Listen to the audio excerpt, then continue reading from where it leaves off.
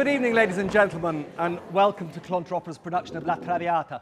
I'm led to believe that a significant number of you are at an opera for your first time, or at La Traviata for your first time. So I'm going to talk a little bit about the background of the piece itself, and maybe a little bit about the production that we're going to present to you. It depends. I am very fond of the sound of my own voice, so I may talk more about one or the other. We'll see how far we get. It will be necessary to discuss the profession of the principal character. And while I will be as euphemistic as possible, she did things for money that perhaps if there are younger children in the audience, you might not want them to hear the details. I leave that in your hands. The story of La Traviata is the story of the creation of a victim, because the central character, who is the Lady of the Camellias, La Dame aux Camélias in French, appears first of all as a real-life character, Marie Duplessis, who was a famous, what they used to call great horizontal of the 1840s, because that was the position in which she did her best work. She had a love affair with Alexandre Dumas Jr., not to be confused with Alexandre Dumas, who wrote The Three Musketeers and The Count of Monte Cristo, but his son. And he, after her death, wrote a novel called The Lady of the Camellias, which had a small success, but was rather sat upon by the censor. The fact that it had been censored became something of a cause célèbre, and he made a play of it, which was produced finally in 1851. The play, which was produced in England as Camille, which then became the title of the film, for example, with Greta Garbo later, was the third version and was the one that made it into one of the most successful literary events of the mid-19th century.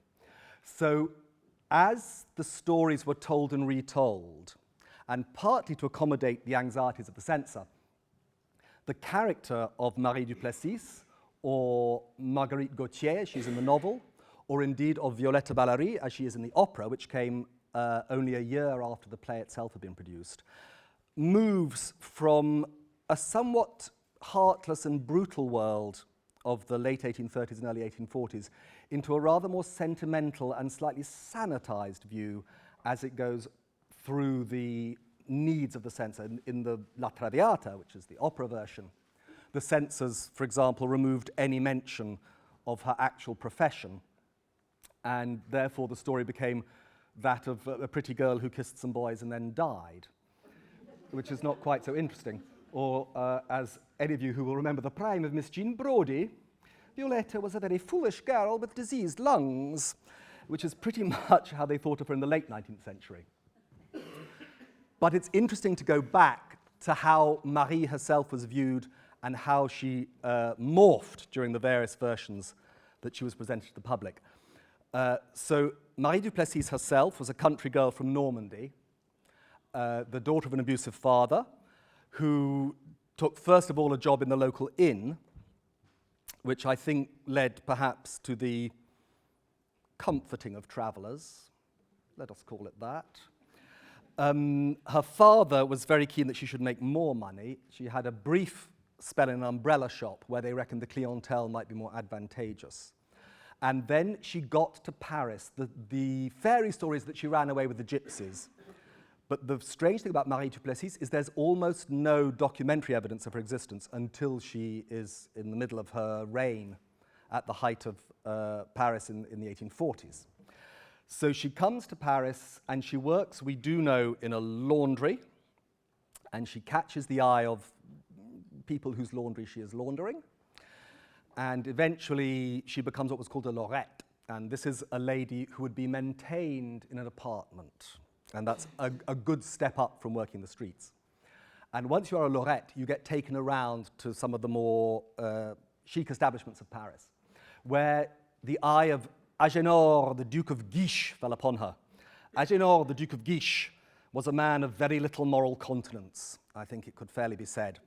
And he liked the look of her a great deal, because one thing everybody's clear about is that she was extraordinarily beautiful and that she was extraordinarily captivating, and nobody can actually explain why, because the few accounts we have from people who knew her personally really shake their heads in bewilderment at why she was somehow the most desirable woman in Paris over a period of about 8 years. He moves her up from Lorette to unquestionably courtesan, and she's then moving in a much more rarefied and much richer place. At one point, because she became more and more expensive, 7 of the younger nobility of Paris clubbed together to buy her a chest of drawers with 7 different compartments so that they could all keep a pair of smalls and socks at her place, but none of them could afford to do it individually. So she was much in demand. This is not quite how she is presented in the play and later in the opera. She meets Alexandre Dumas Jr. It is 2 years before they move from simply having met to becoming lovers, and they are lovers for a very brief spell of time.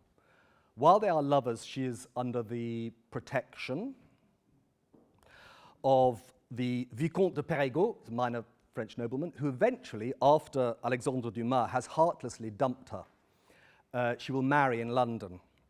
And so she dies eventually of consumption back in Paris, but she dies a countess, on paper at least.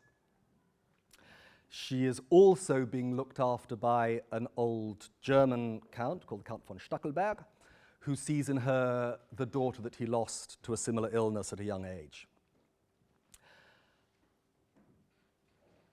There are things in the opera that Violetta does selflessly that are reflections of things that in life were done with a more mercenary motive. And that is perhaps part of Verdi's feeling that a woman is a more tender flower, perhaps, than the more shady ladies of the 1840s might have been. But we do have a contemporary description of her written by a guy called Jules Janin. What we don't have is a description of her written before The Lady of the Camellias had been published. So everything is colored a little bit by the romance of that novel. But he says this: "So, unknown to them, they were not alone in their box, the price of which might feed a family for 6 months. Between her and him sat that faithful friend of sickly souls, of wounded hearts, of minds at the end of their tether, boredom. Yes, she was bored, that sinner surrounded by the adoration and homage of youth. And this boredom must serve as her excuse and forgiveness, because it was the punishment of her fleeting prosperity. Boredom was the great curse of her life.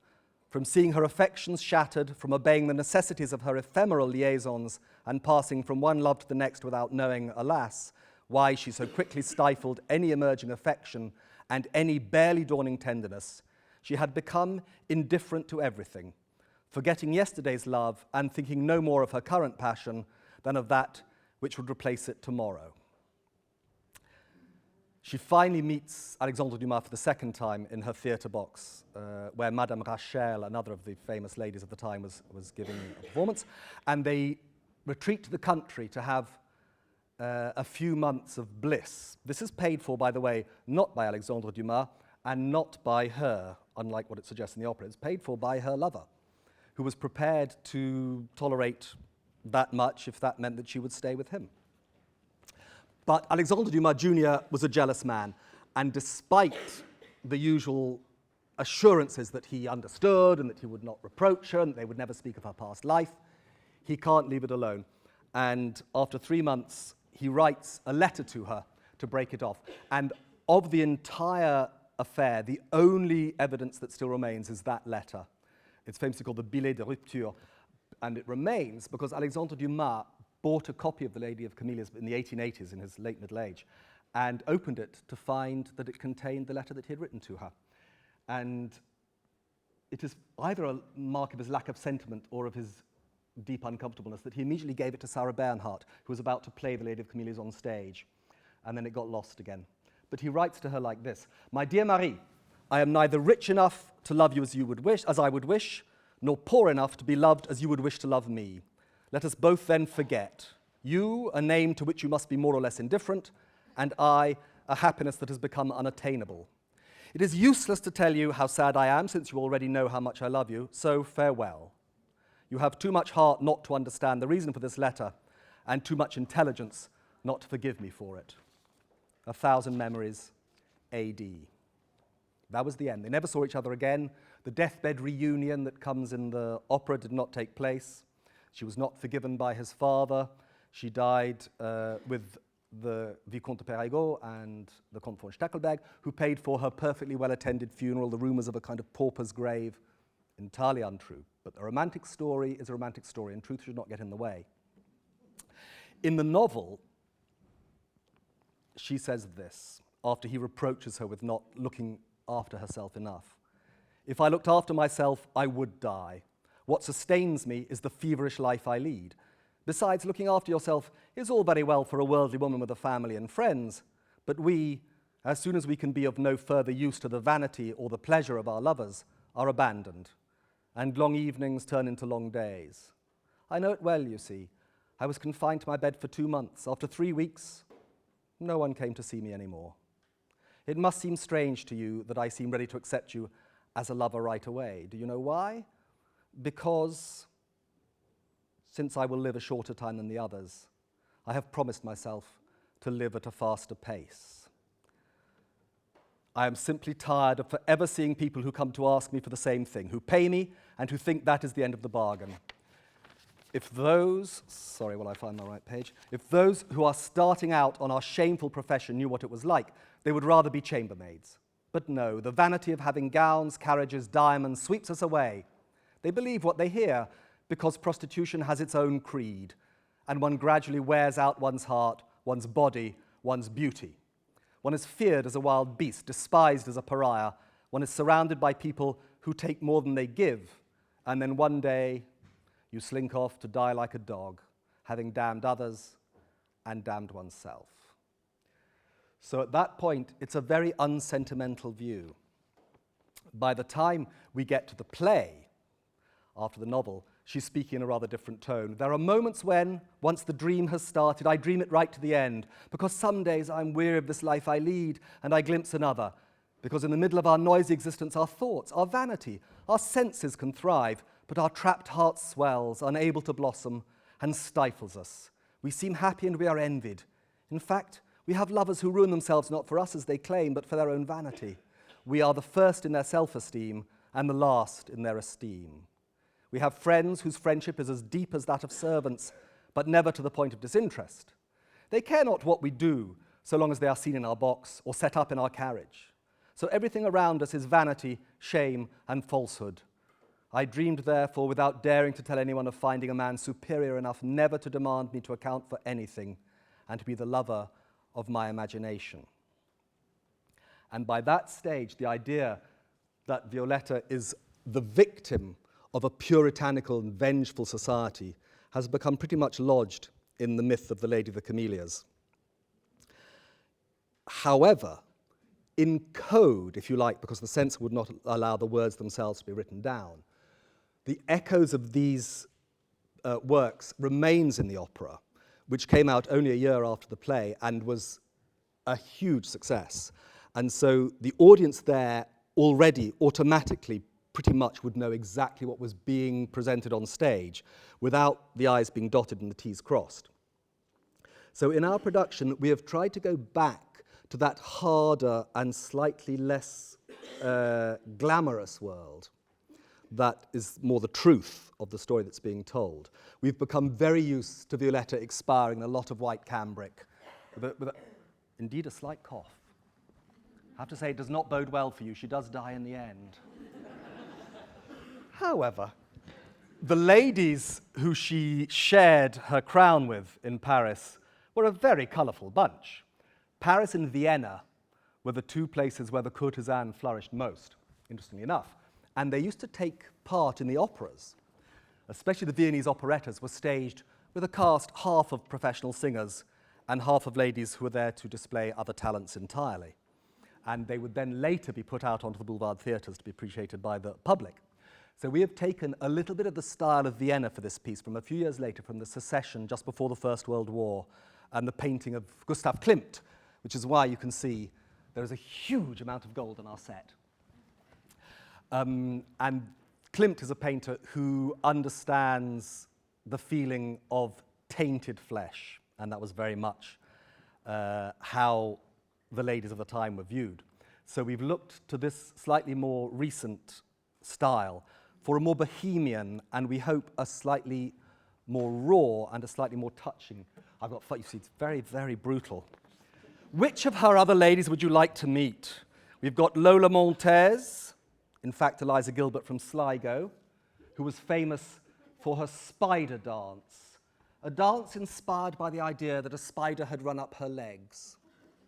The spider apparently was also aware that she was wearing no undergarments, which is why the front row is more expensive. She ended up in Poland as a slightly insane woman, having driven Ludwig I of Bavaria to drink and despair, and then was chased out to Australia and America, where the spider dance went down very well in some quarters because she was playing the mining towns, but not in others. Her first husband died mysteriously, her second husband died mysteriously, her third husband died mysteriously, and her agent died mysteriously. You draw your own conclusions. But at the last minute, she decided that she would work among fallen women, and she expired in an aura of regret and sanctimony. Sad woman. Cora Pearl, she was the greatest of the great horizontals, came from Plymouth. Her father wrote, and without wishing to suggest that any of you are of the generation of my grandfather, a song that my grandfather would often sing called Kathleen Mavourneen. Anybody know that one? It paid to launch Cora Pearl on the world. I bet he regretted writing it. It's the only thing he ever did that earned money. He was a jobbing cellist. And Cora Pearl came out of Plymouth to London, where she worked the Argyle Rooms. It's exactly what it sounds like. And finding that insufficiently interesting, she trotted off to Paris, where she went down a great storm, most celebratedly by having herself served naked but for a bunch of parsley on a silver platter at one of her own banquets. I know, I honestly wouldn't have eaten there again. But there we are. Who else was there? La Paiva, the last and naughtiest of the girls, came out of Poland and Russia, nobody's quite sure where, to London, where nobody liked her, and then to Paris, where everybody liked her. She was famously the most heartless of all, and she moved very steadily up the ranks until she married her Silesian count and became the richest of them all with the most diamonds, and held a very important salon, which still exists in Paris, has been restored to the glory it was when she was there. It has been named after the Louvre because it was known in her lifetime as Le Louvre du Cul, which is something I will not translate, but it means a museum of something that is definitely not fine art. She died with her husband still alive, and he mummified her body and put it in the attic. And he would visit it every evening. He didn't mention this to his second wife, who had a very nasty surprise when she was looking for some fish forks. Those are the kind of women we are dealing with. Violetta was always considered to be somehow more classy, somehow above it. As I say, they can't say why. That's some information. I've got a couple of minutes for a couple of questions. If anybody wants to ask me anything about what they're about to enjoy or indeed not enjoy, but let's hope not the latter. Do you feel fully informed? Do you feel fully ready for the experience? Marvellous. Then I shall leave you with an empty stage, and I wish you a very good evening. Thank you very much for coming.